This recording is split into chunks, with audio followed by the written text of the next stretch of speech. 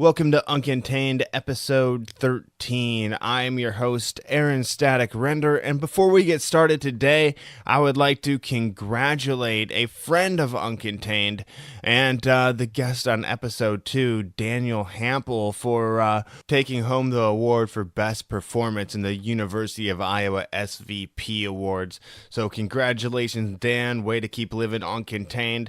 And that right there is something that I want to continue to do. Keep giving you, the listeners, updates of past guests that have been on Uncontained, so you can kind of follow along, see where they're going, what they've been up to. And I'm even planning on doing follow-up interviews with some of them once they have something substantial going on or something new to talk about. So just do like a 15-20 minute interview with them, follow up as a bonus to you, as not even a full episode, doesn't count as an episode, but those will be coming eventually, you know, once we get rolling a little bit more. Today is episode 13 with Big D Don Black. Yes, radio station program director. Used to work at the same radio station I did at a different time, however. But he's moved around a little bit. He's in Lansing, Michigan right now, working as an on-air personality and program director for WQHH Power 96.5. It's an urban format radio station. Don talks about working in multiple formats and being prepared to do so if you want to make radio your career. We also get some great stories from him, including a story about a notorious future hip-hop legend that wasn't big yet when he interviewed him, and something about hanging out with Kid Rock's brother. And yeah, you'll have to listen. We do get serious for just a little bit in this show with how crazy America has been lately, with Donald Trump being in a position where he could possibly be president, and racial tensions everywhere. We get talking about that for just a little while, and there's a lot of good points made in that, along with a lot of other funny stories in this show and good advice. So let's get this going and kick off episode 13 of Uncontained with Big D, Don Black. Enjoy. Don, how you doing, man? Static, I'm doing well. I'm very happy to be on your show. Thanks for inviting me to be on it. And, this is going to be a lot of fun. Hell yeah, Don. Want to tell the people about you a little bit? Yeah, well, I've been doing radio since I was 16 years old. Started off at a little college radio station in Chicago. And from there, I've been plenty of places. Did some stuff in Chicago, also in Iowa, Cedar Rapids and Iowa City, Peoria, Illinois, Fredericksburg, Virginia, and now currently in Lansing, Michigan. Worked several different formats. We actually wound up working at the same station, not at the same time, but at the same station, KRNA. That is correct. In Cedar Rapids, and but it worked plenty of formats, rock. The station I currently work at is an urban station. I've done oldies, AC, hot AC, which is adult contemporary. Only format I think I have not done is country, and I'm not in a rush. Not in a rush to do that. I don't think I could see you doing country. Not saying you couldn't pull it off, well, but here's the one thing I will tell you. I always tell people this. I mean, you can put me in any place, and all you have to do is make it believable. Just know, if you know what you're talking about, you can actually do it. People think that you have to really like the music that you play, and that's not necessarily true. If you're a good host, can make anything work. I don't think that Ryan Seacrest likes all the people on American Idol, but he makes it look like he does, though. So yeah. But yeah, I'm just not in a hurry to go do any country. But if push came to shove and I needed to do some stuff, I could do it. I could pull it off, no problem. Right on. I actually would kind of like to hear you try to do country radio just for a day, All I would have to do is know the artist, which I kind of know some of the artists, and just it's the same thing with any radio format. If you know about the artist, I'll tell you this story. When I started working at KRNA, I was doing overnights, and I really didn't know a lot about, they call it active rock, which is basically current stuff that was on the radio. This was probably between 2000 and 2003 I was there. And I really didn't know a lot about Ozzy Osbourne. I knew the name, but I didn't know his catalog.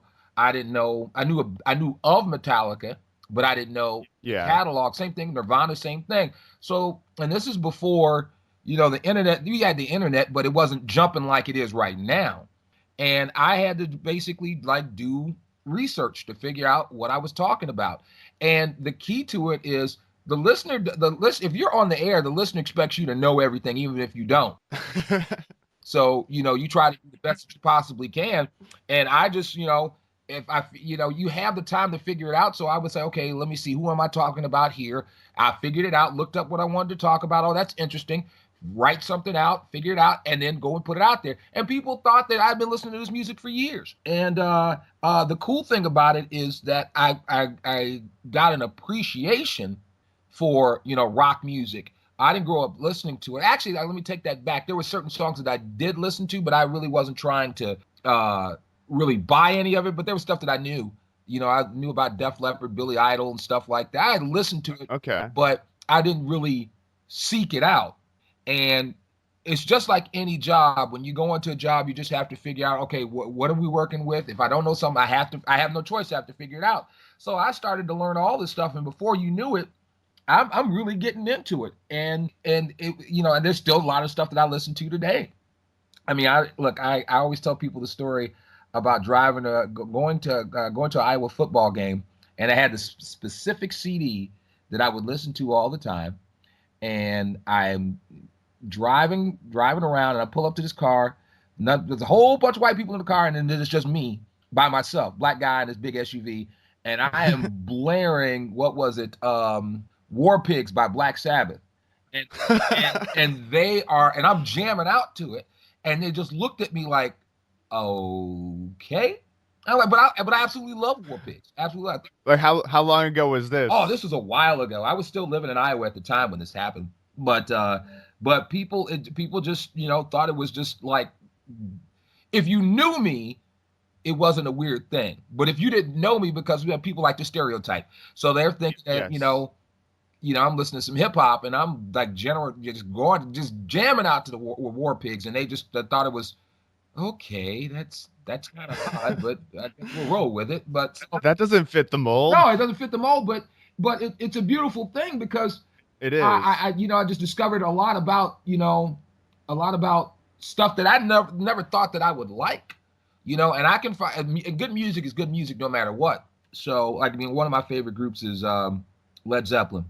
and and Can't argue with that. and for people who know the history of Led Zeppelin, and how a lot of their stuff is based in blues and probably some rhythm and blues as well too. I'd say more blues than anything, but same thing with the Stones.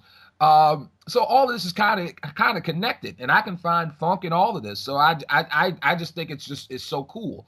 So I don't think I can deal with the speed metal. That kind of scares me a little bit, but but but for the most part, yeah, musically I can jam out to anything. But getting back to the whole radio aspect of things, and this just goes for anything. No matter what station you wind up working at, if you wind up doing that, I mean, it's a job. You got to know your product. What are you selling? Who are you talking to? What are the artists? That's any job. I know people that work at hip hop stations that love hip hop music, but they can't say the names of artists right, don't know who this person or that person is, but they love music, but they don't know that stuff. And that's because they don't Yeah. research to find out. So I mean, but that's how I was able to get through that stuff. But the cool thing is I didn't have to change who I was. I was still I've been the same person I've been since I don't know when, and I've never changed that. And I can relate to things in different ways than other people can, and I use that to my advantage, and could tell stories that tell stories to people in a perspective that they normally wouldn't hear it from, and Yeah. it did me good. So yeah, And I think the audience can like sense that honesty, you staying true to who you are, not just trying to fit into that format. yeah, Because when I was working at KRNA, when a song came on that I didn't like, right, I'd actually say it. right. And I don't know if that's looking back at it, I don't know if that's necessarily good business, but Probably not. Probably. Right. But I would make fun of like Aaron Lewis from Stained and like Scott Stapp, the Bible beating rock Right. star, and stuff like that. But yeah, looking back at it, not good business, but it definitely, I think, gained a lot of credibility with the Yeah. audience, because they're like, oh, this guy's not going to pretend that he likes every single song that he throws at us. Well, yeah. I mean, where I work right now, I'm 44 years old, and some of the hip hop that we play right now is not the hip hop I grew up on, and it's not necessarily made for me. It's made for people 18 to 34, and I get that. Um, and I look at it this way: I don't like everything that I play, but that's not my job. My job is to we're playing the music for the people who like that stuff. So you want to make fun of somebody. Yeah, that's fine. We can make fun of somebody, but me personally, I would never go as far as to say, I don't like that cat. I don't like him. The only reason I wouldn't do it is because once again, it's a product that you're selling. Now you can always find ways to make fun of them and go, give little jabs and stuff like that. That's always a cool thing to do. But I've always thought that, a person who's listening to your station and you're playing a song that they like, and then you go and say, that you don't like that person. And I've done the same thing that you've done before, and I had to learn the hard way not to do it. But that the person who's listening, if they hear you try, that might be their favorite artist in the whole wide world, and if they get upset, then you've lost a listener. And like I said, I've learned that the hard way. But there's always ways around that, to make fun of people, Yeah. have some fun. There's always ways around it. So, but you're right about the honesty aspect. You know, you can tell when people are just going, hey, the fake guy, as opposed to the person who's, genuine about what they do. You can tell it. You can absolutely tell it in their voice. Absolutely tell. I can tell a phony a mile away, no doubt. Yeah, yeah. And so, what would some of the jabs be that you would take that would be kind of more accessible? Like, I know for me, like one of them without coming out and actually saying I didn't like somebody would be like going back to the Aaron Lewis and Stain thing, being like, this song is sponsored by Kleenex or something like that. Grab your box of tissues and get a big hug, Right. Right. But you do stuff like that Well, or. I mean, yeah, I would do stuff like that because that jab right there is not too bad because if it's a sappy song, it's a sappy song. It is what it is. Um, and you can do that. You can take that tongue in cheek. I'm trying to think of somebody who I really didn't care for too much. Well, you know what? It's not that I didn't care. I actually really, really like Nirvana, and I'll never forget this. I did a bit on the overnight about Kurt Cobain. And it was like this little news report saying that, hey, we just got finished playing a Nirvana song. I said, hey, newsflash, Kurt Cobain is still dead. And it went from going to there's this whole thing about we don't know about the new Nirvana album because Kurt Cobain is still dead. We don't know if he's going to be showing up in the MTV Awards because he's still dead. I did this whole bit about it. It was funny when I did it, and just to show you that people in the overnight, the people do listen to the station all the time. I got so many emails. People were upset because they thought that I was being just really mean, and I'm like, I went back over and I'm thinking, all I said was that he was still dead because he is. All I did was state a fact, and Yeah. people got their panties in a bunch about it. So, and it helped me out because it got me, it got people thought there were certain people that thought it was funny. My boss thought it was funny, and it got it showed people that I was paying attention to what I was doing. I wasn't just trying to go, well, that was and this is. I was trying to think outside the box. So Yeah. I'm trying to think. I remember we used to do like the way back Wednesdays with all the hair bands. Oh my God. Uh, and some of the songs were absolutely awesome. Some of them were just god awful.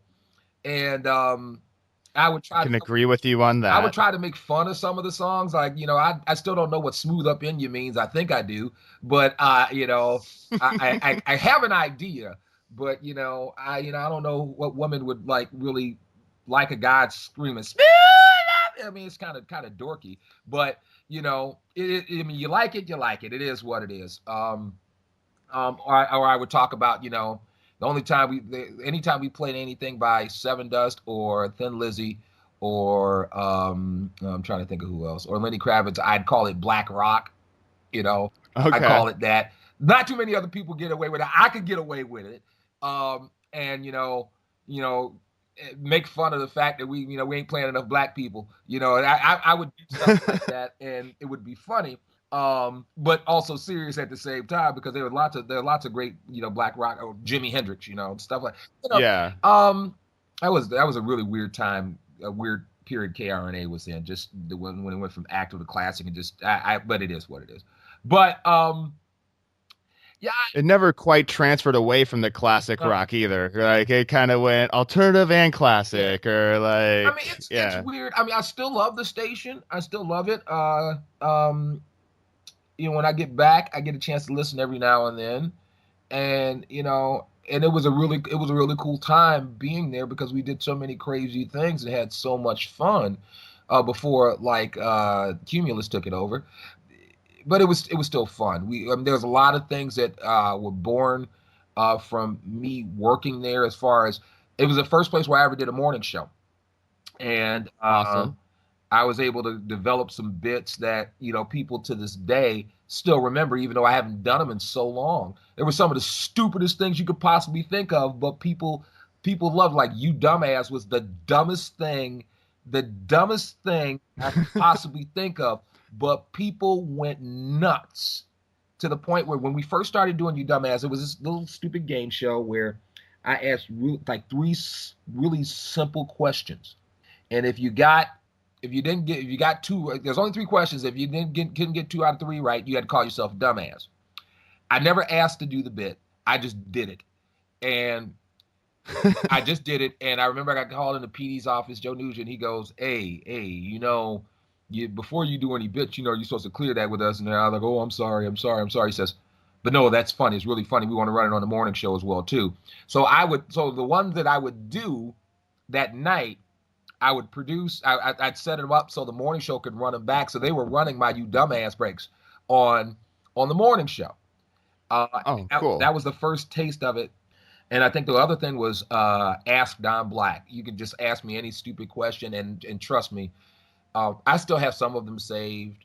Where somebody asked me about when you take a poop, do you wipe from front to back or back to front? It was the dumbest thing in the world, but people literally howled over it because some of the things that I had no clue what somebody was going to ask me. I had no clue, and I just rolled with it. Sometimes it was good, sometimes it was bad, but people set their watches to this. So I think I ran my night show like a morning show, and I had having benchmarks and stuff like that. But it was a lot of fun, and being able to do morning radio with Tommy Lang and everything like that was absolutely awesome, and it got me to really figure out where I wanted to be as a personality, and after that it just kind of just snowballed from there. Awesome. And you mentioned Tommy Lang. He actually used to be my neighbor when I lived in Iowa City when I was a kid. So it's like it's totally crazy. And I'll have to have him on the show sometime too, because I'm sure he has some good stories. I'm sitting up here looking at this microphone that I have right here. I was supposed to send to Tommy that I told him I would give to him, and I still haven't done it yet. I have two USB mics, and I told him I'd give him one, and I'm giving him the used one because I don't like him that much. But no, Tommy actually was the one who was responsible for me actually going to working at KRNA. I had actually taken about 4 years off from the business, and I think I was, what was I doing? I was DJing, doing some DJ stuff. I was bartending and working at Best Buy as well too. And he would come over to my apartment, and we'd all watch wrestling together, professional wrestling. He told me about, hey man, we got this shift open. You want to? I was like, no, I don't want to do that. He said, you sure? I'm like, no, you sure? And he finally talked me into doing it, so I did. And right on. And I'm glad. I'm very, very glad that he did. And I owe him a lot, even though I've given him grief. I think I've tried to kill Tommy like maybe 3 times. That I know of, but he's a really good guy. I mean, I'm glad that he's okay. I'm pretty sure about the health situation that he had. Oh yeah, definitely. And that really kind of scared the crap out of me. I'm really good friends with his family and his mom, and I chatted with her about that whole thing, and actually went to go visit him and see him, and he's doing a lot better, and that's a good thing because Yeah, he's looking good. He's looking good now. yeah, he's looking at. I mean, his wit has never lost him. His wit has never lost him. Even being at the point where you're near death. And I don't know how I would have been able to handle that. I really don't know. You never know until you're in that situation, man. But he handled that like, I mean, if I would never want that to happen to me, but if something like that were to happen, I think that's the way to handle it. He handled it very well, was very open about it, and probably helped so many people with the way he dealt with that. Yeah.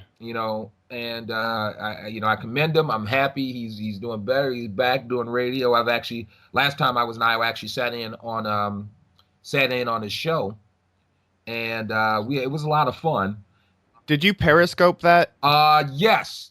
No, I did Facebook Live. I had Facebook Live before anybody else had Facebook Live. So okay, yeah. So we did that. That was actually I Facebook Live like that whole weekend, and that was a lot of fun. Being in the studio with him, and we had a lot of people that used to listen to us that would call and give us crap, and it was just absolutely fun. Tommy and I get together, it's a lot of fun now. Tommy can't drink anymore, but I still can, and he doesn't try to stop me from doing that. God bless him. I found it funny when he had his party to raise money for his liver transplant and everything like that. It was at a bar. And we all find that kind perfect of place for it. Perfect place for it. Yeah, Tommy's sitting there, and I'm thinking, okay, well, should we drink shots to Tommy? That doesn't sound right, but okay. But this shot is for your liver. Yeah, but Tommy was so cool about the whole thing, and he's just like, it is what it is. I can't tell people not to do anything. He's like, look, I'm just happy to be alive, and I'm glad that he is as well too. So, but yeah, he's responsible for that happening. Me getting back to doing radio, and I've always credited him with that, and I always appreciate him for that.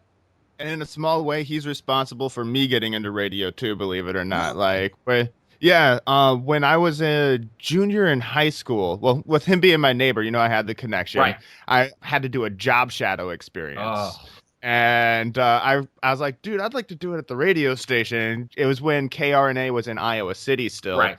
And so he set up a job shadow for me with Joe Nugent, right. which you mentioned earlier. Right. So I got to go through, look at all the radio equipment, which is now antique, like the carts and the reel-to-reel. I miss those things. I miss them.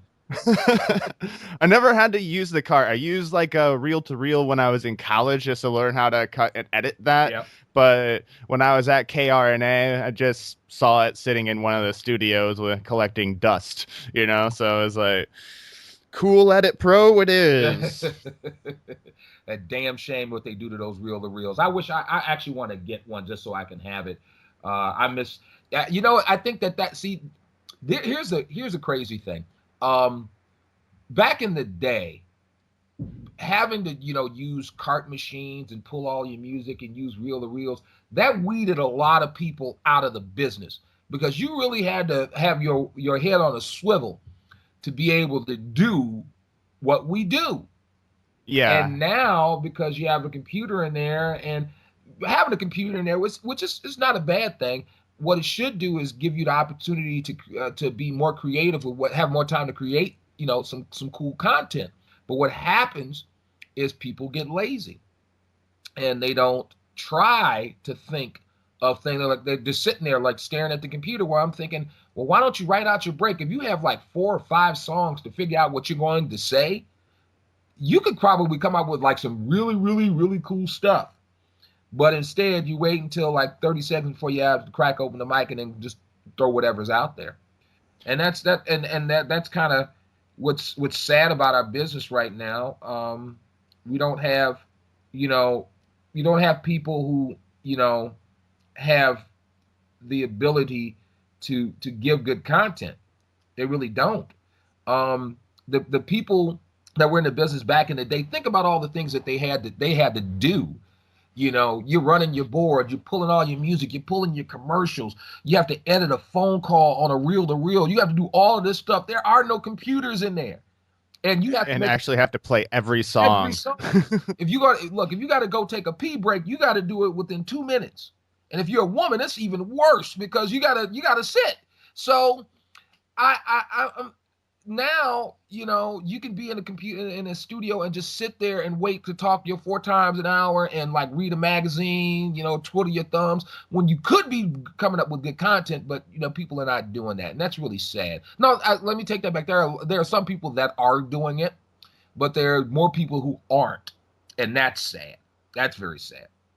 Yeah, and then on top of that, there's voice tracking too, where the radio station has you record your whole show in advance, just recording the break, since everything's digitized now, and they don't necessarily need you in there. Right. That's a bad thing as well. I mean, I think the idea of what they were trying to do was good, but it really got screwed up. And I think when you have people um, the people who run radio companies and they've never ever been in the business, they're just money people, and they're trying to figure out how to save a buck.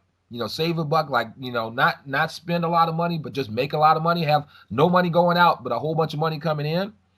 The American dream. Right. But what's happened is, I mean, when you have, and I have friends that do this, that work for let's say iHeart, that are voice tracking maybe 3 or 4 or 5 stations in different markets. And all these stations are getting like the same show, the same content, and that's kind of sad because there's nothing, local about it. There's nothing, that's that's means anything to that particular listener. Now, that doesn't mean I'm against voice tracking. That doesn't mean I'm against people doing stuff in different markets. If you're going to do it, I would say you have the ability to make that show, fit that other market that you're sending it to. But 9 times out of 10, people are just trying to rush, get it done, and go home. Yeah. And that's sad. You have the ability with, we have, there's this guy I know who does one of our stations in Lansing, and you would think that guy is here. You would think that guy is here. He's talking about stuff that's happening because you have the internet. You can find out all this stuff. You can find the news, the news people. You can find everything and tailor that show to fit that market. But people are lazy, and that's sad.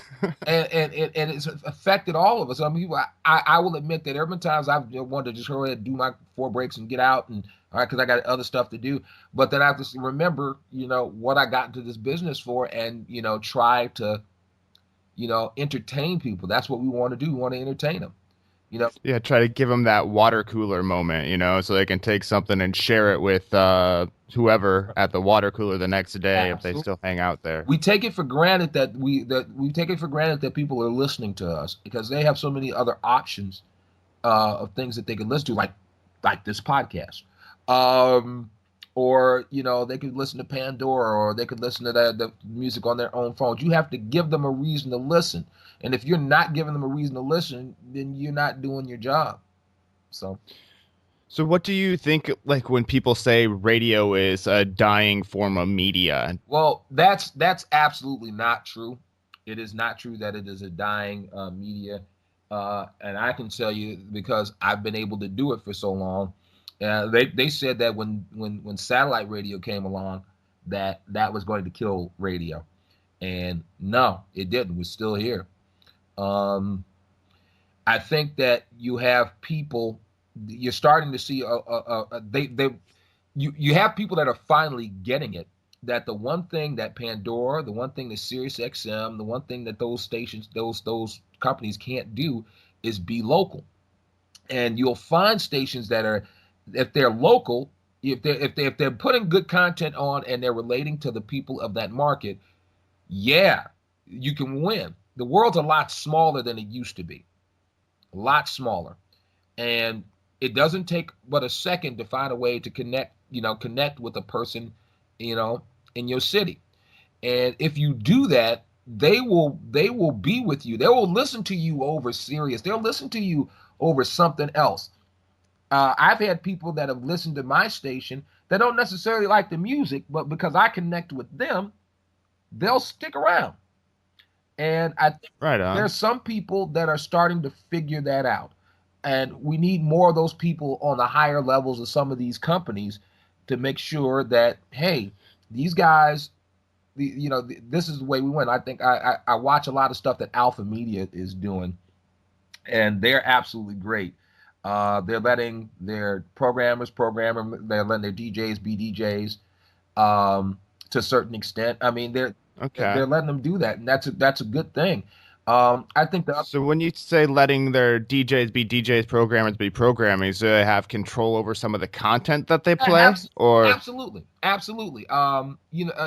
There's certain things that will work in certain places, certain music that will work in certain markets, and certain things that won't. So if you're able to tailor your station to fit your market, if you know the kind of stuff that the people in your city listen to, and if you can fine tune your station to match what they listen to, that's a win. As opposed to what's happened with some of these bigger companies where you have this one person telling you, all right, these are the songs that we're going to play. yes, I ran into that a lot when I was at Yep. Cumulus or at KRNA Yep. with Cumulus. Yep. And like that was one of the things that disappointed me because I came from like doing college radio Right. to that where I was able to host like a what I called the indie show where it's independent unsigned Right. bands and put that programming out, have interviews with them. And I pitched that a couple times and it got shot down. And then Rock 108 started doing Right. it. And it was something that I kind of hoped that I could do, and something that I think was awesome about radio in the past, where you could go there and actually hear new artists instead of like a lot of the same artists over and over again that you hear everywhere else. Well, here's the funny thing about that. I mean, there was a study when I was just in Los Angeles a couple weeks ago for the Worldwide Radio Summit, and there was a study that Fred Jacobs did. It's called a tech survey. I think this is the 12th one he's done, and he was talking about where people go to find new music, and it still is radio where people go to. It still is. That's Really? one. Um, Not satellite radio, not Pandora. No, people are still to um, going to terrestrial radio. Um, what's different about the business now is radio stations necessarily breaking music. That doesn't necessarily happen too much anymore because you have That's what I was referring to right there. that aspect of it. I don't think it's as big as it used to be anymore because you don't necessarily have to do that anymore. Um, when you have things like YouTube and you have other things that I pay attention to all these things and I'm sitting up here looking and I can tell what people are looking at, what people are paying attention to, and like, okay, they're like, that's it, that's the one right there. There's something there. We can do something with that. Like if you look at Shazam, this is something that I use all the time. I can tell what the top 20 songs in my market are, that people Shazam. And nobody Shazams a Okay. song that they don't like. I mean, that just doesn't make sense. So, you look at that and I'll look at that. And if I see something there that I don't know about or we're not playing, all right, then that gives me a sign that there's something there that I need to look at. And then I'll go there. There's so much research that you can use. And your airtime is very precious. It's more precious than anything now. And here's the reason why: it's because of all the other avenues that people have of things to listen to. Um, it's okay to do that on Sirius, breaking new music because people are actually paying money. It doesn't make a difference to them because they got the money already. They're paying them. Yeah. So with terrestrial radio, you really got to be very careful. People will sit through songs by people they know but don't necessarily like. They'll sit through them.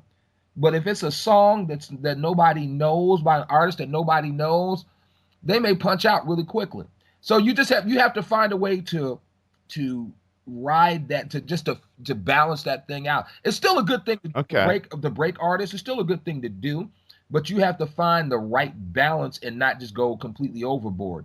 Um, and the other thing is like if doing like a local music show and everything like that. And this is another thing that I've found is that you got to make sure you got enough talent in your town because just because somebody's local doesn't necessarily mean that they belong on the radio. Very true. Very true. There's some guys that that may have a lot of people at their show, but they may sound like absolute crap. Like the quality, how they produce stuff. I always say that if you plan on being on the airway on my station, your music should not sound just as good as the stuff we're playing. It should sound better because you're from here. You're from here, and you want to show people that you belong. Actually, the one thing that you really want to do is you want your song to look like basically sound like it fits in. You don't want to sound like a local artist. You want to sound like you belong. Nobody should be able to tell that you're local, but people don't get that. So what are some things like a band should do in order to get that sound when they want to submit to like be on the radio? Like if somebody's like, "Hey man, will you play my music on the radio?" What are some things that they can do to maybe be successful? Well, the first thing I would tell them to do is, and this is really, really big. When you go and put your stuff together, your music together, make sure that sound quality. I mean, make sure you're producing your stuff. I mean, if you're producing music in your house, in your home, make sure that you have all the right things that you have that make it sound like the best that it possibly can be. Don't give me anything that sounds like crap. I don't want to hear people running in the back. If it sounds like crap, if we don't want it. But you'd be surprised. Presentation is always good as well too. You should never ever go to a station and hand them a CD with just a burnt CD with written with Sharpie. No, presentation. Okay. Like you're selling yourself. If that's the way you're going to sell yourself. I actually had a guy come to the station. He dropped off his CD. Not in a case. It was wrapped up in a paper towel. I'm not joking. In a paper towel, and it had you wrote on it in Sharpie. I didn't even bother listening to it. I threw it straight in the garbage because if you don't care, why should I? If you can't even if I can't get past your presentation, what's the point? And I know people sit up there and say, well, you're not even giving them a chance. The song could have been the best. But first impressions are key. If you can't put on a good first impression, you can't even get in the door. Yeah. So you got to, in this day and age, you have to have the full package. So you got to make sure that everything that you do is good. The packaging is good. The sound quality is good. And these you have people who don't do any of these things, but they are complaining and say that you're not trying to do anything to help anybody. You're not trying to do anything to help yourself. So what I would say is, make sure the sound quality is good. Make sure your presentation is good. If a station does not play your music right off the bat, that's okay. There's ways that you can make them do things. If you are doing shows around town, if you have a lot of YouTube hits on your videos, you have so many ways to put your music out to other people where you can create a buzz where a station will go, hey, something's going on over there. Just like I was talking about the whole Shazam thing. You can put songs out. You can make your own label and put your songs out and code them in media base where they get detected. And you can do all of that stuff yourself. And if I'm sitting up here and I see that, a lot of people are buying this one song, I'm like, what the heck is this song from here that I don't know about, but everybody's buying? You just made me aware of what you're doing. But people just think that, hey, hey, I'm gonna tell you, you need to break me. It doesn't necessarily work that way. It doesn't. But some people still do, take, music from people and, give them a shot on the air. But if you don't have that shot, there's other ways to get your stuff noticed. And that's by, performing out, making sure your packages are all gravy, and creating a name for yourself. So that's a good way to do it as well too. But people get, one of the things that you should never do is if they don't play your music, because even with major labels, I always say this: out of all the music you get in a year, this radio station gets from labels and everything like that, 20% of that makes it on the air. Oh, wow. 20%. A small number. It's a very small number. So think about this. If you're a local artist, you're trying to be you want to try to be in that 20%. So it better be damn good. It better be damn good. If it's not, then, hey, too bad. And let me know if this works in your market or at your radio station. One thing I always told bands, like if they wanted some airtime or some mentions on the time, I was like, go do like a charity show, a benefit show or something like that, and then let the radio station know about it, because there's so much that the radio station has to devote to like pro bono stuff or like kind of like charity work. Will that work at your radio station? Or? Sometimes it works, but the problem with that is that's become the new hustle as well too. That people, even when people say they're doing charity shows and everything like that, they always find a way where they're getting money somehow. So we look at those things. I comb over all of that stuff. I had a woman who sent me a message about a show that she was doing for free, which I'm like, okay, but the show was just benefiting her and about what she was doing. She wasn't giving anything away to charity. There was no benefit. It was just a free show. That's not necessarily what I'm looking for. Okay. So, I mean, that can work, but I would say any programming is worth its weight is going to like comb over it. I would say if you're good at what you do, you will be found. We will pay attention. If you're good at what you do, we'll see you. If you're good at what you do, some of the things that people need to realize is that so some of those people who think that they're that good, they really aren't that good. And some people need to look in the mirror and say, do I really need to be doing this? I don't mean to sound all bad. I'm really not, but I like to deal with reality. Everybody thinks that they're good because their mother, their brothers, their sisters, they're telling them that they're good.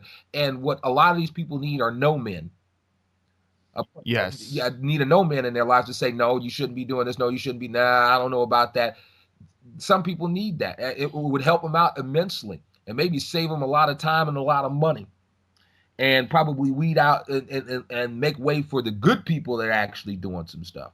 So, and I'm not saying that to discourage anybody from their dreams or whatever like that, because I still want people to follow their dreams, but you should also be realistic as well too. Make sure the quality is good. Make sure everything that you do is good. If the station doesn't play your stuff, okay, that's cool. Still tell them thank you. Don't go on Facebook and write a scathing letter about how they suck because they don't like the market and they should burn in hell. Don't do that because you may need them down the road. Yes. Just continue to do you. Your job is to do music, play music, perform. That's what you do. Our job is to find that good music and put it on the air. If you do your job, we'll do ours. Fair enough right there. And yeah, if you're just hearing you're good from friends and family, that's not a whole lot of weight. But if random strangers are coming up to you and being like, hey, dude, I like your stuff, that's at least a step towards the right direction, like a little bit of credibility there. Right. I would say, wait, hold on. Like if my mom tells me I love your podcast, it's like, oh, thanks, Mom. But if like some dude I bump into at the bar is like, dude, I listen to your podcast every day, it holds a little bit more weight just because it's not family. Right. I would say I agree with you on that it means a lot more if somebody you have no clue who they are tells you that they like what you do. That means a lot coming from somebody that does not know you, because that means that they really like what you do. The people, when your mother, your mom, your father, your friends, your family saying all this stuff, they're saying it because they're your friends and your family. I mean, they may honestly think that you're good, but they also don't want to hurt your feelings. When those should be the people that should be the realest with you, say, hey, maybe you need to give up playing the guitar. It's not working for you. You need to stop. But friends and family, like they don't want to stop you. They just like, you know what, I believe in you, but everybody knows that person. Everybody knows that person that is just horrible, and they keep trying, and you're like, I don't want to be the person to make them mad, you know. Yeah. But somebody needs to, so they can stop wasting their time and their money. And that goes to the radio business as well too. I had somebody come up to me, and I think I was doing a broadcast someplace, and somebody came up to me and told me about some break that I did that was absolutely funny. I didn't have a clue who this guy was, but he knew it verbatim and everything like that. I'm like, okay, and I appreciate that, because that means that I'm doing something right. Yeah. You know, I'm doing something right. So, I totally agree with that. And I think if people use that mindset of, perfect strangers coming up to you saying, hey, what you did is good, and working with that, give your product to somebody you don't know. Give it to somebody you don't know and see what happens. You never know. Like, yes, and they're the ones most likely to give you honest feedback. Absolutely. Okay, let's switch gears just a little bit. Okay. We've talked a lot about like your radio career and like what you've done business-wise, but what is possibly one of the craziest or coolest stories that you have from doing radio? Oh man, let's see. I always share this story with a lot of people, and it's not necessarily crazy, but it just shows you how you don't know who's around you. You never know. You never know when that person can blow up. You never know what can happen. I think this is probably by 93, 94, I think it was. This is right before I came to Iowa.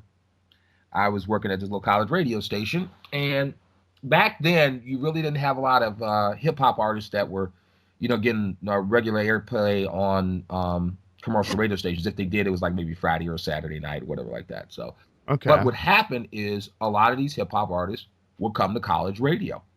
Like, we had Wu-Tang records before anybody had them. I remember the very first copy of Protect Your Neck, which was on, it was literally on Wu-Tang Records. Literally, it was a white label, and they sent that out to all the college radio stations, because college radio, that's where the people got the people got the hip hop from. So, one day we got a phone call about these two artists that were going to be coming to the studio. And asked us if we want to do an interview with him. A guy by the name of Craig Mack, who was signed to Bad Boy Records, and Notorious B.I.G. Really? Yeah, Biggie Smalls. And we had known about both of these cats, and we're just like, all right, come on. But it wasn't like a starstruck thing, because Biggie was not the Biggie that we know of now. He wasn't. He was just getting started. We knew he had a couple features on a couple records that we knew about, but he hadn't released his first album yet. So, okay, so this is way back in the day. Yeah. Wow. You said 94, right? Yeah.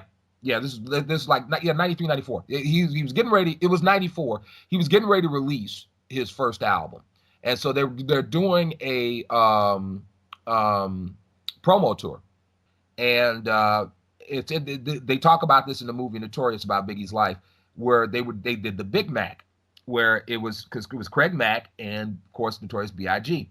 And I used to have a cassette that had Big Mac on it, had that on it. It was pretty cool. So they come to the studio, and I was a Craig Mack guy because I just liked his flow. And so they both come in the studio. Biggie was really quiet. Craig Mack came in like a b-boy, and he's all loud and everything like that. And I interviewed and talked to him. And then it was time for them to, go. We had this rule that, hey, if you come on our show, you got to freestyle. Biggie didn't want to freestyle. Craig Mack freestyle, and he was really good. And then Biggie saw what he was doing. He's like, all right, I'm going to go ahead and do it. So he got on and did it and everything. It was really, really cool. And, you really don't think too much of it. I don't even think we took pictures. I really don't think we took pictures. It would have been different if it was, in this day and age now where, you have cell phone and everything like that. But we didn't, we were at college, and, we didn't have our cell phones, and have, and, we had to, had to see if somebody actually had a, either have a photographer or have like an actual camera with you. Yeah, because that was actual film back in those days that you had to get developed. Right. And if you wanted it next day, it was going to take a while. You had to make sure you saved the picture. You couldn't post it on no Facebook page or anything like that. But, it was cool. We talked for a little bit, and they left. And I told myself, I'm like, both those artists were cool, but Craig Mack is going to be the guy that's going to be the star. I was totally wrong. Totally wrong. But the real cool thing about it, there was this little skinny guy that was kind of hanging out in the corner with him. He was just hanging out and everything like that. Talked to him for a little bit. Come to find out that was Puff Daddy. So That's what I was just gonna guess. yeah, it was Puff Daddy. So I had these guys in my studio and talked to them like it was no big thing. And that was the kind of thing that happened all the time. Artists like that they come in the studio and like new artists. I remember MC Search from Third Base, got a chance to interview him, and for me at that time that was a huge deal because this is after the whole Third Base thing. And I'm like, oh my God, this is like heaven. It's freaking Search. And he comes in the studio and I'm trying not to mark out or anything like that. And he comes, he sits down and we're talking and he's surprised about how much I know. Now he's doing an interview with me. He's interviewing me. It was just so cool. I think I was more excited about that interview than I was the Biggie interview. So, but yeah, I mean, just, I don't have any really crazy stories about, like, and then somebody ate a banana in the studio and then farted. Nothing like that. But just, people that you had a chance to meet and you would have never guessed that, it would have been like that. I always tell people this story too. Okay, I forgot about this one. Malcolm Jamal Warner, who played Theo on Cosby Show. He was in town this was after the Cosby Show went off the air, I believe. He actually came to town, this is in Chicago, to do a play. A friend of mine knew he was in town, and so he actually happened to be up at our school, and I had him come in. He did a drop for our show, and I thought that was going to be the last time I was going to see him. Well, it wasn't. We actually wound up hanging out for a whole week. Like, I knew all the hot spots to get into, so I helped him. And so he was just like, he would like call me, hey, we're talking about going over here. What do you think? You think you can get us in? Oh, yeah. And at the time, I don't know if you've ever watched Family Matters, Myra, the second girl that Steve Urkel was trying to date, the shorter one. Okay. Malcolm Jamal Warner was going out with her. Her name is Michelle Thomas. She's passed on. She passed away a couple years back. But she was there as well, too. And so I'm hanging out with these cats like it's like nobody's business. Like, because we're about the same age. And so, stories like that, which were really cool. And, people were just people and we got to hang out. I'll tell you one more. This will be the last one. All right. My Kid Rock story. This is absolutely hilarious. So I'm going to probably try to take some things out so I don't get in any trouble. You don't have to worry about the FCC here, Don. All right. So no, I'm not worried about the FCC. I ain't worried about that. I just, because being professional now, Okay. All right. But I guess I could tell a little bit. Well, Kid Rock's brother used to go to DePaul University. I spent a little bit of time there, and we wound up becoming friends. Now, his brother lost his leg in a motorcycle accident, I guess years before I met him. But this guy could do more on one leg than I could do on two. Really? Now, when I tell you this, nobody ever believes this, but this is the honest truth. He drove a stick. Okay. And he had one leg. Damn. Yeah. I was in the car with him, like, he's driving a stick and he only has one leg. And but just any special features or just a regular stick? Just a regular stick. Okay. But we wound up being really good friends, and he told me about his brother. Yeah, my brother raps and this and that and the other. So he actually got me a copy of Yodeling in the Valley. That was Kid Rock. No, Kid Rock's first album was Grit Sandwiches for Breakfast, which was on Jive. And so he did records. We had to cut song with Too Short and some other stuff. And so he got me that, and we were playing that stuff. And, I was kind of familiar with his stuff. And I think I'm dating myself a lot. There was this thing called the jukebox, the video jukebox, where you could call and get a video played. It cost you 99 cents and everything like that. It was always on some crappy channel, and everybody watched it. But Kid Rock had videos on there and everything like that. And I knew, I mean, when I say I hung out with his brother, I literally hung out with his brother all the time. Like, I spend the night at his brother's house. I go up and hang out at his house on the weekends. His sister, I knew his sister very well. Where, she was really cute. But I used to hang out with her all the time, and but I never gotten a chance to meet Kid Rock until one Halloween. He actually showed up in town at this party. His brother told me that he was coming, so he came, and he was a really quiet dude. And we chit chatted and talked and everything like that while we were at the party. And then after the party, we went back to my friend Billy's house, and me and Kid Rock, we sat and talked hip hop like all night long. And the dude's knowledgeable about a lot of stuff, and it was a really really cool moment. I'm not necessarily keen on a lot of his politics now. He's not. I don't think he's the same person that he was. I Yeah. don't think he's not the same person, but I'm still happy to know that he was successful at what he did and everything like that. But I mean, when I say we hung out, I mean it was just like how we're talking right now. Like you talk about Run DMC and what's wrong with hip hop, and this is what we did, and it was really really cool. So a lot of my memories are like that, and I've always enjoyed those. So. Nice, man. Nice. Those are the memories that, the ones that don't necessarily get you close to being killed, that you can tell everybody about. True. Now, don't, and a nice little memory to have, Now, don't get me wrong. I've had those moments. I just, they don't stick out as much as the good moments. So. Some of those you try to forget, right? Yeah, anything that's like near death, I just kind of just like look at it and just go, okay, that's cool. I survived. That can stay right over there. My wife was actually privy to this thing, and this actually happened with KRNA. This actually happened the week before Tommy Lang and I first did our first morning show together. There was Leonard Skinner was playing the Jones County Fair, I think it was, and I don't know if you know a lot about Leonard Skinner. There's a little bit. There's a lot of rebel flags at the show, and being a brother, it's kind of you're like, okay, yeah, I don't know, and I'm like the face of the radios of the classic rock station, and I got to go on stage to introduce Leonard Skinner. And this is yay. It's not like I haven't, done introduced acts before. I mean, I did Def Leppard, but this was a little bit different.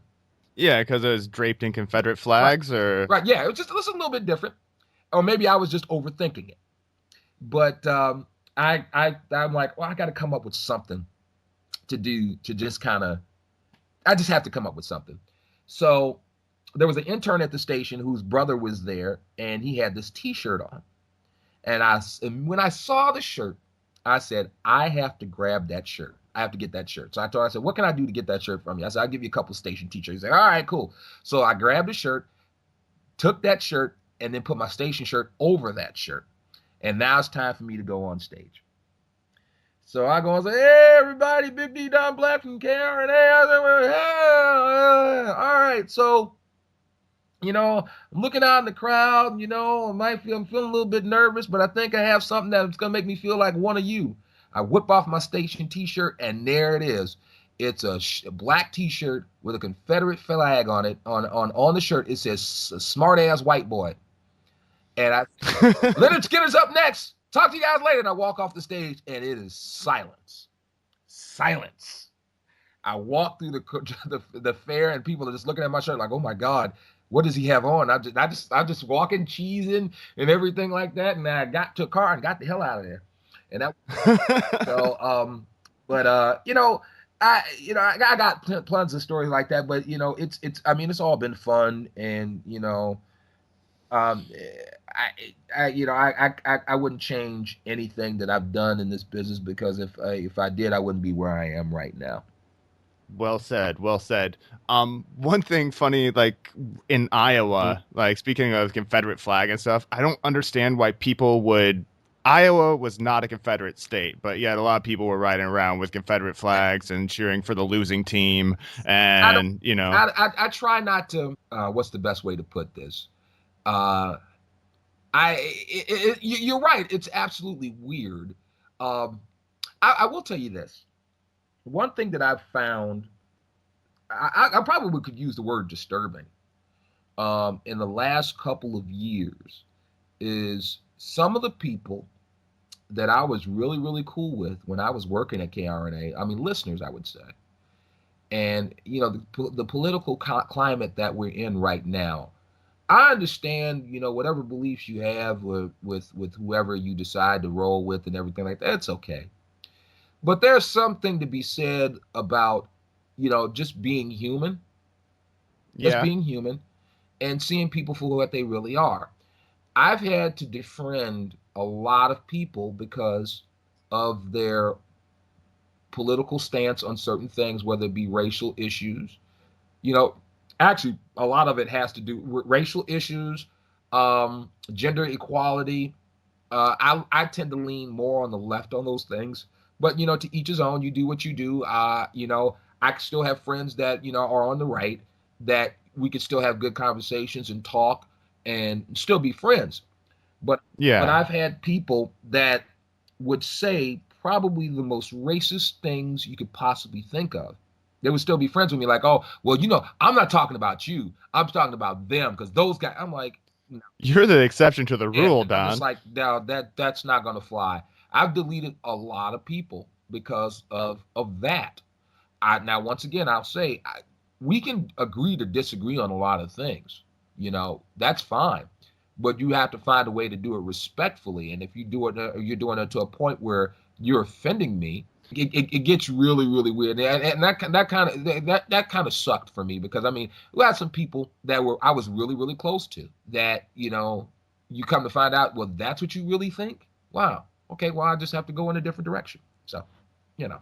Yeah, it's okay to have different views, as you were saying, but when you close that door to conversation, Right. that's kind of when you're like just stuck in your ways, and sometimes you got to say bye. Right, right. And I mean, it is what it is. It is what it is. And like I said, I'm not trying to force my beliefs on anybody because what I believe is what I believe.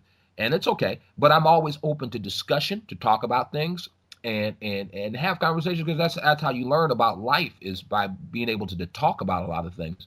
Not saying that you all are that people are going to come to a conclusion where they agree on the same thing, but you may leave that situation, picking up something that you didn't have before. You may. But Yeah. if you're completely closed off to certain things, it just won't work. I've always kind of thought that the movie Bulworth had it right. When Warren Beatty, yeah, kind of going back a little Yeah. bit, Warren Beatty said the only way to like solve racism is just have everybody fuck everybody until everybody's the same damn color. And then, that will solve it. Oh, you know what? I completely forgot about that movie. I may have to go and buy that. I think I still have the soundtrack to Bulworth around here someplace. I had that back in the day. Oh my God, Bulworth! I cannot believe you just quoted that movie. My goodness. You know I what? believe it popped into my head. It's funny that you say that though. That quote because you would think in the world we live in now, it's 2016, and you think that we wouldn't have to see some of the things that we see now. I should not have to hear about the same things that my grandmother, my great grandmother, my mother had. I shouldn't have to experience those things, but I still do to this day. And the reason why those things happen is because you've heard the term that, those who don't know their history, they're doomed to repeat it. Yes. And what happens is people think that we're so far removed from all those things that those things don't matter anymore. And what they don't understand is that you still have to discuss these things and talk about these things that, these things happened. This happened, XYZ happened. You have to put these things out there and remind people how we used to be and that we can't go back there. But when you still see people doing things, I mean, it irks me that you can still, at least once a year, I hear a story about somebody hanging a noose on a tree out of, like, seriously, we're still doing that. We're still doing that. There was the story that happened in Arizona with the girls. They had the letters on their shirts and they spelled the N-word on their shirts, and they took a picture for their high school yearbook. Really? We're still doing this. Wow. We're still dealing with this. Now you will have some people that say, hey, racism doesn't exist. If we stop talking about it, then it ain't gonna happen. Well, this is what happens when you stop talking about it. People continue to do these things. So, Yeah. and once again, like I said, discussion, conversation about these things, about our difference. We're all different. We all think differently. We all were raised differently. We all see things differently. But discussion is the thing that gets us to looking at each other as human beings. And it's not just white people, it's black people as well too. There are black people that do things, to hinder themselves as well too. I'll say this, and some people may not agree with me, and I cannot believe I'm going to say it, but I will say it. I believe this, that in order for me to get what I need to get out of life, I have to work 10 times harder than you do because of the color of my skin. Now, there are two ways to deal with this, because as a black man in America, there's two ways to deal with this. One, you can bitch, piss, and moan about it. Or two, you can just do what you got to do. I choose to do what I have to do. I don't hold that against anybody, but because of the things that I've seen in my career, the things that I've seen happen, and I don't hold that against you or anybody. It's just the way that it is. And what I have to do is I have to just work my butt off and get to where I need to get. And that's what but once again, I stress, I don't hold that against anybody, but it is something. There are a lot of people, when I say that, they don't understand it. And the only way you'll be able to understand it is if you're in my shoes.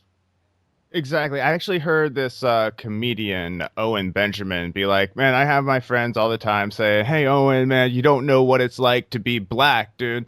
And then he's like, well, yeah, you're right. I don't know what it's to be black, but you have no idea what it's like to not be black. That's true. And it kind of resonates with me because, like, a lot of white people who aren't racist, but it's like the people who feel that they aren't racist and try not to do racist things, like, kind of feel like hearing about the racism all the time. And it's like, dude, I'm not doing it, but I feel like I'm being like, like thrown in with all the other jackasses, right. Well, here's what I will tell you. Imagine what it's like. And I do get what you're saying, because that's not fair. That's absolutely not fair, because I know tons of white people who are not racist. And I actually argued with somebody of African American about the comment that they made about white people and this and that and the other, and they're all like this and they're all like that and everything like that. And I said, okay, well, if they're all like that, so you're saying that my wife is like that? Because my wife is white. So I said, and you've seen my wife, so why would you say something like that? That's pure evil. But here's the thing. When you say something like that, and this is what I equate it to. When I was pulled over one time, and I look at myself as an educated African American, just an educated man. Okay. That, the program director of a station in town, people know who I am, this, that, and the other. And I had an officer make this statement to me. And these are the things that just kind of bring it back home. He pulled me over, and I didn't have my proof of insurance because I had left it at the house, because I just got finished doing some stuff and I had left it at the house. So I told him that I left it there, and he looks at me, looks me up and down. He said, okay, you look like you have a job. I'm like, what the hell does that mean? I look like I have a job? Did you say that to him, or did you just think it? No, I didn't say it to him, because saying that to him puts me in a whole different realm of what could possibly happen. Yes. So I didn't. And that was in the back of my mind. I'm saying to myself, I can't believe he just said that. I can't believe he just said that. Now, to have that guy seeing me in a different, if I was with the station someplace, XYZ, and he saw me, he probably think completely different of me. But why does it take me to have my station stuff on and everything like that, and this, that, and the other, for you to treat me like a human being? Now, I'll tell you this as well, too. And this happened to me plenty of times in Iowa. Being a black guy working at the rock station. There have been plenty of times that I'd walk into places, walk into a bar, and they were in Cedar Rapids, and people will be looking at me like, who the hell is this black? That's how they're looking. The minute I open up my mouth and they figure out, oh, it's Big D Don Black, everything's okay. Well, wait a minute. You mean to tell me that I couldn't come in here and just have a drink without you staring at me, but because I'm the guy on the radio, now I'm okay? Well, he's not one of them. That's sad. That's sad. And it's something that now here's the thing. Here's another thing to look at. Okay. When we talk about race, we start talking about these things, and I do get the whole thing about all white people are not racist. They're not. And it sucks to have people pigeonholed being that. Now, here's the one thing that we really have to look at. You could probably go there are white people that could go through their whole life and not have to deal with a black person, not have to deal with it at all. Wow. This is Never thought about that. Not have to deal with, and your life is just your life. Your life is normal and everything like that. Now, for me to do what I need to do in some way, shape, or form, I'm going to have to deal with white people, or people of whatever, and preconceived notions, this, that, and the other, and it gets really weird. It gets really weird. I've been lucky that I've been able to deal with people who saw me for who I was, saw me for who I really am. I've been lucky to deal with people who looked at me as that black guy, but through conversations, we've come to conclusions that they open their eyes to hey, maybe my way of thinking was wrong about certain things, and we were able to have dialogue about these things. It goes back to what I was saying before. We all have our differences. We're all raised in certain ways. If you are able to have an open mind to openly discuss things, a lot of these things can go away. But the only way that it goes away is being able to talk about it and talk about it in a civilized manner, because there are things about white people that I don't understand. I'm pretty sure there's things about black people that you don't understand. And Very true. And it's okay to talk and be honest and ask questions. It's just like anything else. That's how you figure these things out. I get it both ways, but you have to be able to listen and to understand, and that's how we get better. Very true. Very true. I got a couple last questions for you. Okay. Do you have any advice for the person getting started in radio? Yeah, don't. No, I'm just joking. No. What I would tell them is there's so many ways to do this now. There weren't ways like how we're doing this right now. When I started, this was impossible. You couldn't do this. You couldn't do this, and now you can. Through the miracle of the internet and all kinds of other things. If you're serious about your craft, if you're serious about what you want to do, first thing I would tell you to do is invest in yourself. Invest in yourself. Get things that you need. You can build a studio at home if you need to. You can do that. All you need is a laptop and a microphone. You get your good Yeti microphone for about $150. And be diligent about what you want to do. What we look for now are go-getters. That's what we're looking for. We're looking for people who are ready to work, and not necessarily, just wanting to be a star. You can be a star, but it's going to show if you are willing to put the work in. You see a lot of cats now. They got their own websites. They're doing videos. They're doing all kinds of things. So you got to be, you can't. The days of just sitting in the studio. You gotta, if you really, really want to be good at this, you got to be really, really savvy about a lot of things. So what I would say is, make sure that you're a go-getter. You have all the tools to get yourself ready to be that good. The other thing I would tell people is just, listen to some really good people that do radio. You can listen to some. I listen to a lot of. I listen to old stuff from DJs that I grew up listening to, and pick up a lot of things from them. And figure out how they got from point A to point B, and make it fit myself. You know, with the internet, there's so many ways that you can get better. Um, so I would say just use all the avenues that you have to do that. Be persistent. Um, Send your product out, your air checks and everything out to all kinds of stations. I tell people this all the time. I go back and speak to Columbia College every year, and normally I have these kids that come up to me talking about how they want to work at a station uh, that plays the kind of music that they like. And I always tell them this, and normally it's all the urban radio cats. I said, do you want to do urban radio or do you want to do radio? There's a big difference, because doing radio means that you can work in any format. You can work any place, and that person that can work in radio can have a long career. Because just because there's a certain type of music that you like, that doesn't necessarily mean that's going to be the thing that's going to sustain you in this business. Okay. You could be good at talking. You could do talk radio. You could do sports radio. You could do all kinds of things you can do. But when you limit yourself, that's the only thing that you're going to be able to do. Like, there's a lot of cats that do urban radio and they live their thing. They got the neck tattoos and this, that. Okay, that's good for a good maybe 10, 15 years, from being like maybe 18, 19 to maybe like 35, 36 or something like that.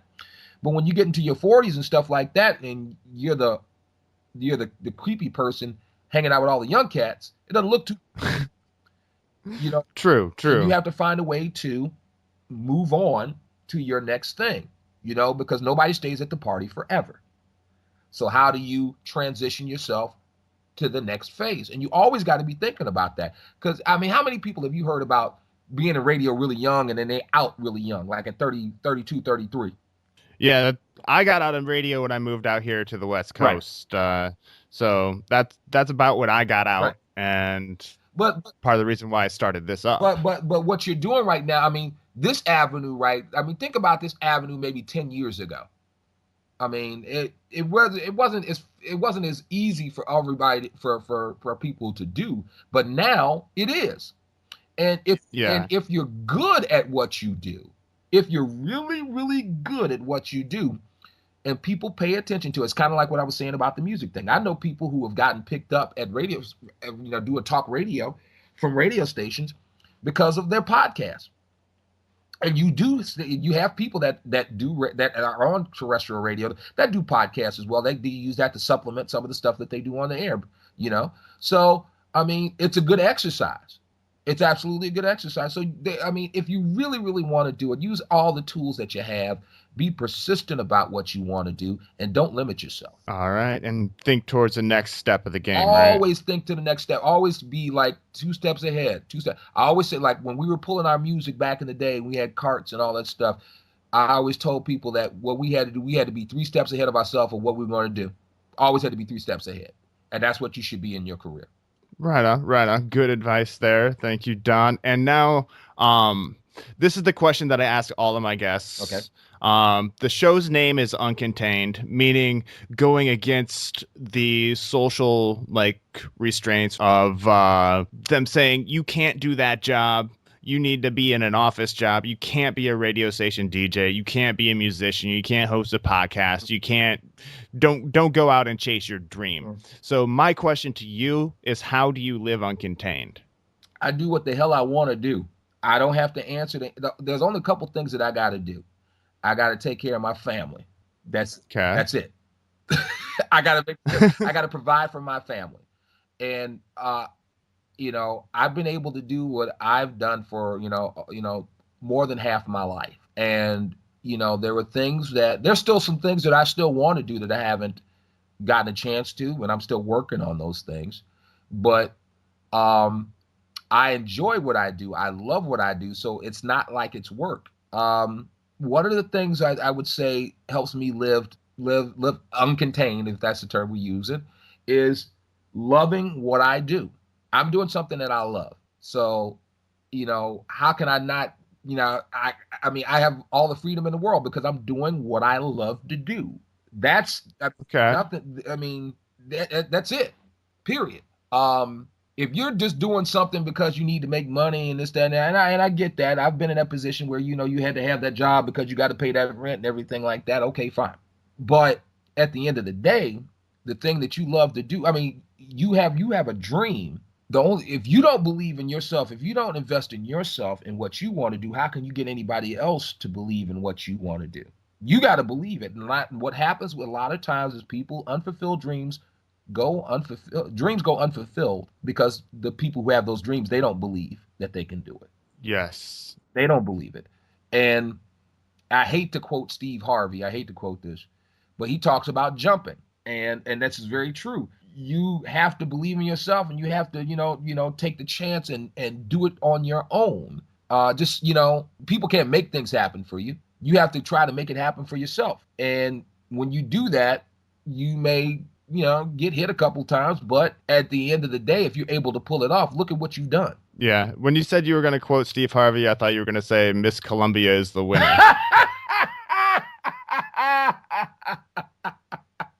That probably would have been better. No.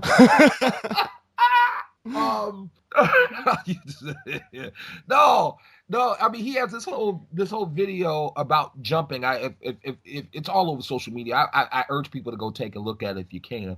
And what he said was absolutely true. The statement he makes is that people are afraid. People are afraid to jump because they think that their parachute won't open. Yeah. And what's worse? Sitting on the sidelines, thinking, well, I can't do it because I don't think it's going to work, or not trying. I say try. I say go and try. You have to. Hell yeah. If you fail, you fail. But at least you can say that I attempted to do it. And if you're really good at what you do, you will not fail. You won't. It may take you a little bit of time to get where you need to be, but you'll be able to do it. So that I think that's how I live my life. I take care of my family, and I live every single day. I live. All right. And I would hope that your listeners would do the same. That's the goal of this podcast. One, to entertain, and two, to help people live uncontained, as I say. And that's actually how I sign off the show. Right. And I've been having my guests do it. Yeah. Basically, just wrap it up with live uncontained. You can put whatever flavor you want on All it. right.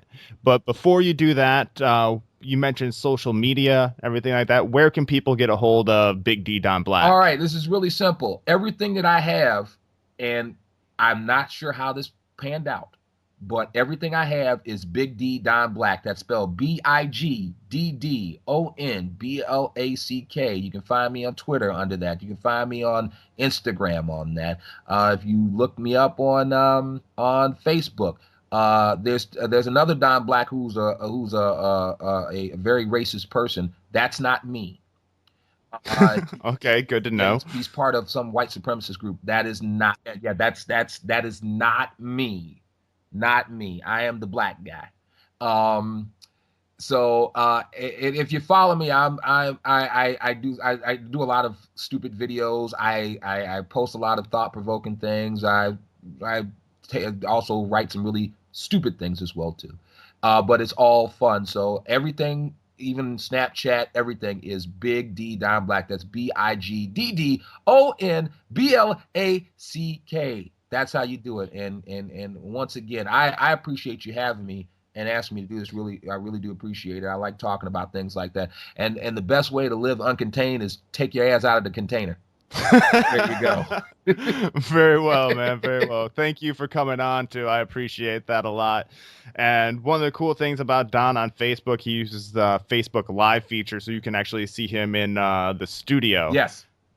I've actually been doing Prince videos the past couple of days, and I think we got this big Prince party we got coming up on tomorrow that is going to be really, really emotional, but going to be a lot of fun. So I've just been gearing up for that. And you never know what will happen on Facebook Live. We could be talking about something serious, or we could be making poop jokes.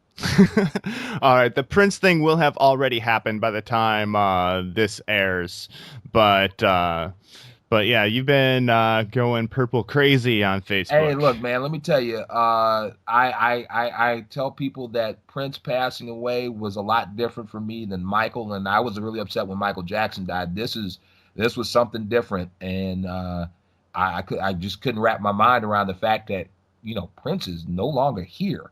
That makes no sense whatsoever, but it is what it is. But when Yeah. you go around and you just talk musically, 39 albums that we know of. 39. 39. And his vaults, which they drilled into. I mean, there's so much. They say that there's so much music in that vault that, I mean, we'll never hear it all. We'll never hear it all. I hope to hear some, but Yeah. I don't, I think, his death, which is tragic, I think people are rediscovering how much of a musical genius he really was. And we're not talking like just R&B, not pop. We're talking about music, period, because he did everything. So, but just follow me on social media. You won't be bored. I tell you that much. You won't. All right, man. Thanks again. And could you sign off for us with Live Uncontained? Please do me a favor.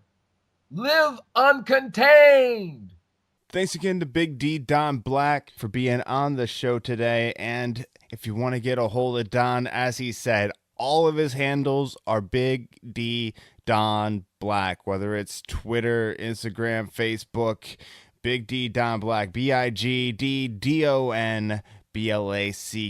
Hit him up on social media and let him know you heard him here on Uncontained. And if you enjoyed the show, please subscribe, rate, and review on iTunes and share it with your friends.